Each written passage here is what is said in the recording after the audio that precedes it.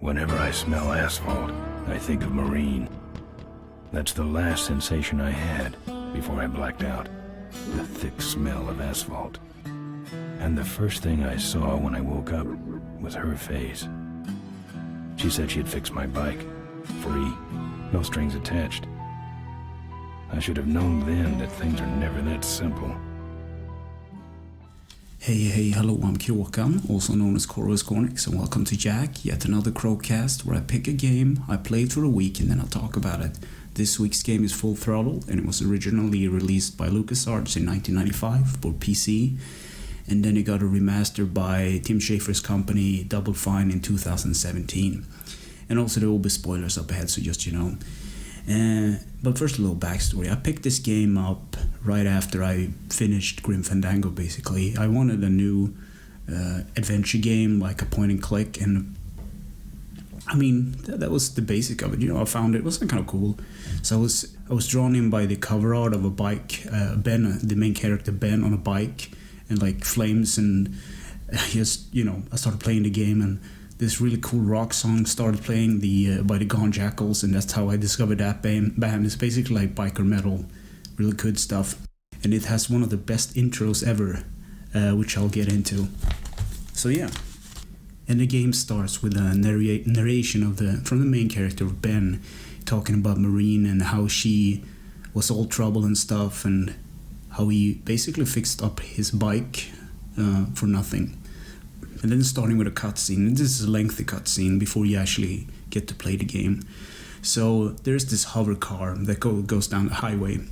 And in that car are two characters, Adrian Ripburger, or just Rip, and his boss, Mr. Corley.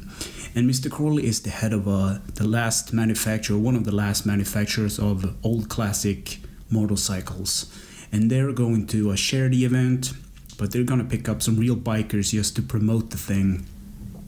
And then what basically happens is that Mr. Corley doesn't really like Ripburger, and the whole thing is like Ripburger just wants Corley dead so he can take up the company and do other things with it to his own bidding.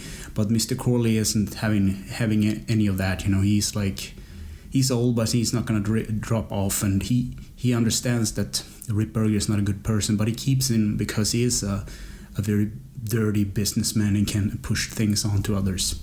So they go into this location to pick up the polecats, basically, and this is the biker gang headed by Ben. So what happens is that the polecats are unaware of this event, and they just drive over Corley's hover car with their bikes, and they crack the head ornament of his car. But instead of Mr. Corley actually getting upset about it, he's like, you know, those guys, I'm gonna ride with those bikers, step on it, you know, like to catch up with them. And then the polecats stop at a bar down the road called the Kickstand, and it's basically a biker's bar. And the polecats are in there and they're drinking, and Ben's friend tells him that they're basically broke right now, and Ben says, like, don't worry about it, something good will come our way. And then as he says that, Mr. Corley steps into the bar, and he just says, like, who broke my car, you know, who was the one who ran over my car? And then cutting back to Ripburger in the car, like, what is taking so long? And then the driver of the car says, like, you know, maybe he's just boring them with his long stories of bikes. And then cutting back to Ben and Corley hitting it off really well and having like this funny conversation. They're joking and just having fun drinking whiskey. And then Ripburger's character enters the bar, even though Mr. Corley told him to just wait in the car because this is a biker's bar only. But anyway, Ripburger gets to the point. They just want to recruit the polecats for a charity event. But Ben says, no, I don't want to do that. You know, we were not hired to do this. We're a biker gang. Even though if we compensate you well, and Ben kind of says no. And Mr. Corley kind of understands this, and he doesn't want to push this thing further. But Ben kind of says a funny line. Well, me and Ripburger are going to step out and we're going to discuss this. So they go to the back entrance of the kickstand, and Ripburger kind of bargains with him a bit and tells him that Corley hasn't really much time to live, and he's gonna just drop off. That sure is unfortunate, but there is no dice, Ripburger. And then he says, like, are those your final words? And that's just the final word, and he gets hit in the head, back of the head with a 2x4, and he gets put into a container, a dumpster basically. And then Ripburger goes tell the polecats that Ben has gone ahead, scout out everything, just so they're just about to ride out. And they ride out, and what happens then is like the most brilliant thing. When the gameplay actually starts, you get like on the screen, on the remaster at least, you get like how the controls work. Like there's a layout of the controller and everything, and it's like, okay, you just press X to interact, and you kind of you hear this punching sound, but you just see the container. You're just like, what? And then all of a sudden, if you click the like opening of the container, he just busts it open, and he goes out. And this is the point and click kind of thing. So what you do is you go up to your bike because you want to, tell the polecats about this, and there probably is an ambush or something, and you try to start your motorcycle, but it doesn't start. The keys are gone. So what you do is you try to go into the bar, and instead of like, you have these icons in you select, like you click something, like this icon bar comes up. You can look at things, you can speak, you can punch, you can kick, and so you just examine things. So what you do, you just click the boot icon, and he kind of just kicks in the door, and the bartender just looks up, and Ben says, I fixed your door. It was sticking, like this funny line. So the bartender has something to hide. So a couple of interactions you can do in this bar, but you just but Ben just grabs the bartender and slam him down at the bar. And he basically tells him, he basically gets the information out of the bartender, what's been happening, what's been going on, and he gets the keys to his bike, and he drives off. But what happens then is like this cool monologue when Ben tells him, like, when I'm on the road, I'm unstoppable and stuff, and he kind of picks up the pace and try to inform the polecats what's been going on. And what happens is he just rears up on his back tire, and then the front tire gets loose, and he's like trying to balance this bike. It's kind of a funny scene, and he kind of crashes, and it's like this long trail of smoke and flame, and he passes out. And then a reporter arrives and takes some photos of him, and he's like half unconscious and kind of ripped up. And then he's picked up by this other, he's woken up in a bed, I think, and this character Maureen, which is this young mechanic. She used to work with her dad on motorcycles, and later in the plot you get like information on this, but I will not spoil it yet. So anyway, you wake up in her bed, and she's basically trying to fix up your bike, and she'll do it for free because she hasn't had anything to work on lately. There's this funny pun that she worked on toasters and stuff. It's like instead of bikes because of something that happened. There maybe people just start driving hover cars instead of bikes, or something. There's some kind of thing there. So anyway, this is a point and click. So you need 3 things in order to fix your bike. You need to find her welding torch because someone has taken it, stolen it. And you need new forks for the front tire because they were kind of toasted in the crash. And you also need to fuel the bike up, basically. So this is one of those things. I played this before. So you pick up the fuel tank and the canister, basically. And you pick up, there's like a little short kind of extension you need to, basically a short hose. And so anyway, I know this game kind of more or less inside and out. So I go to the, there's this like a trash, kind of white trash kind of trailer park. And there is this guy that has stolen Marine's torch. His name is Todd. I think he's played by Mark Hamill. That's actually, he has a wide range actually in the voice department. He does the voice of Ripburger as well. And there are 3 characters. I can only remember Ripburger and Todd at this point. So he basically knocks on the door, and you see that he's like looking through a hole, and he's like, get off my property and whatever. And Ben just kicks in the door, and he flies into the wall unconscious. So here's a couple of pickups. You go to the refrigerator, and you pick up some meat, and you go to the I think you pick up a key as well. I know it's a lockpick from one of the cabinets, and then you go down to his kind of, he make this kind of weird kind of metallic animals, and that's why he needs the torch to kind of make this horrid creation. But you pick up the torch, and then you get transported back to Marine's garage, and you give her the torch, and she asks like, where do you find this? It was just laying around, like this funny pun like it's nothing. And then I went to the fuel tower, and it's just called the fuel tower. And so basically, you need a lockpick to open the lock, so you can get inside. This is a restricted area, and it's guarded by police, I think. So what you do is you pick the lock, and then you also pick up the lock and put it in your inventory. So what you want to do here is just, you try to, there's this ladder up the fuel tower, and you just touching it will make the alarm go off.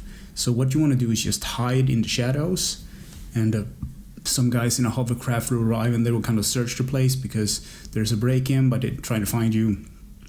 So they try to climb the tower or whatever, and you use the fuel can and the little hose to actually like steal some fuel from him, and then they realize that what you're doing, you just ran off, and he have this like funny animation where he spills like half the gas when he's just running away from him, but then he escapes, and then cutting back to Marine's garage, you basically teleport right there. And she said, you didn't take this from the gas tower, did you? No, I didn't. But you, of course, lie about this. And then you go to the junkyard. And this is the puzzle which I had trouble with in the past, because I didn't realize you have this like chain. You have a door. So when you pull the chain, you open up the door. So first I thought like, okay, I can use the lock on the chain so the door will stay open, but it's actually the other way around.